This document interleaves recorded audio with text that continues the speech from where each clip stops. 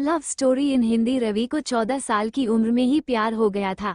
रवि उस समय 10वीं क्लास में था। उम्र कम थी लेकिन मॉडर्न जमाने में लोग इसी उम्र में प्यार कर बैठते हैं। रवि का ये पहला प्यार उसकी क्लास में पढ़ने वाली लड़की माधवी के साथ था। माधुरी अमीर घराने की लड़की थी। उम्र यही कोई 13-14 साल की होगी और दिखने में बला की खूबसूरत थी। माधवी के पापा का बिजनेस का काम था, अच्छे पैसे वाले लोग थे। रवि मन ही मन माधवी को दिल दे बैठा था, लेकिन हमेशा कहने से डरता था। रवि के पिता एक स्कूल में अध्यापक थे। उनका परिवार भी सामान्य ही था, इसलिए डर से रवि कभी प्यार का इजहार नहीं करता था। चलो इस प्यार के बहाने ही सही, लेकिन रवि की एक गंदी आदत सुधर गई। रवि आए दिन स्कूल ना जाने के लिए नए नए बहाने बनाता था, लेकिन आजकल टाइम से तैयार होकर चुपचाप स्कूल चला जाता था। माँ बाप सोचते बच्चा सुधर गया है, लेकिन बेटे का दिल तो कहीं और ही अटक चुका था।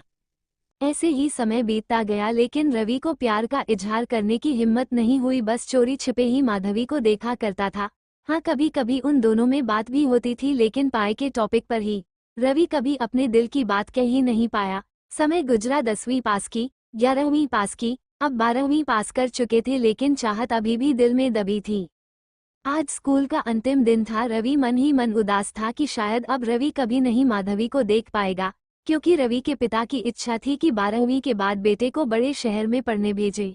स्कूल के अंतिम दिन सारे दोस्त एक दूसरे से प्यार से गले मिल रहे थे, अपनी यादें शेयर कर रहे थे।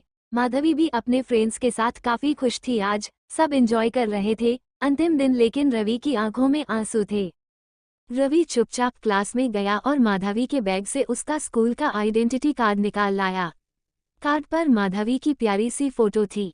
रवि ने सोचा कि इस फोटो को देखकर ही मैं अपने प्यार को याद किया करूंगा। रवि के पिताजी ने रवि को बाहर पढ़ने भेज दिया।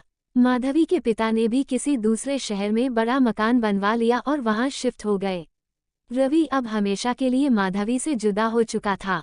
समय अपनी रफ्तार से बीतता गया। रवि ने अपनी पढ़ाई पूरी की और अब एक बड़ी कंपनी में नौकरी भी करने लगा था। अच्छी तनख्वाह भी थी, लेकिन जिंदगी में एक कमी हमेशा खलती थी। वह कमी थी माधवी की। बहुत कोशिशों के बाद भी रवि माधवी से कभी नहीं मिल पाया था। घर वालों ने रवि की शादी एक सुंदर लड़की से कर दी और संयोग से उस लड़की का नाम भी माधवी ही था। रवि जब भी अपनी पत्नी को माधवी नाम से पुकारता, उसके दिल की धड़कन तेज हो जाती थी। रवि के आगे बचपन की तस्वीरें उधर आया करती थी। पत्नी को उसने कभी इस बात का एहसास न होने दिया था, लेकिन आज भी वह माधुरी से सच्चा प्यार करता था। एक दिन रवि कुछ फाइल्स तलाश कर रहा था कि अचानक उसे माधवी का वह बचपन का आइडेंटिटी कार्ड मिल गया। उस पर छपे माधवी के प्यारे से चेहरे को देखकर रवि भावुक हो उठा कि तभी पत्नी अंदर आ गई और उसने भी वह फोटो देख ली।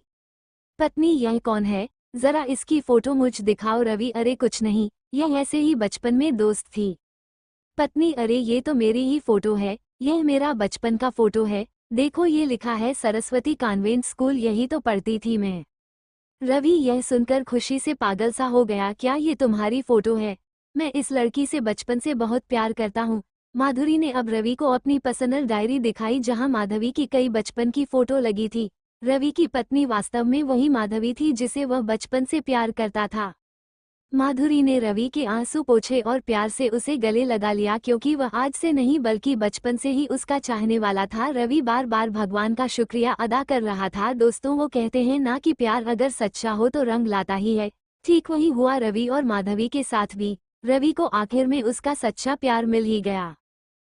ऐसे ही वीडियो देखने के लिए हमारे चैनल को लाइक एंड सब्सक्राइब करें। Thanks for watching.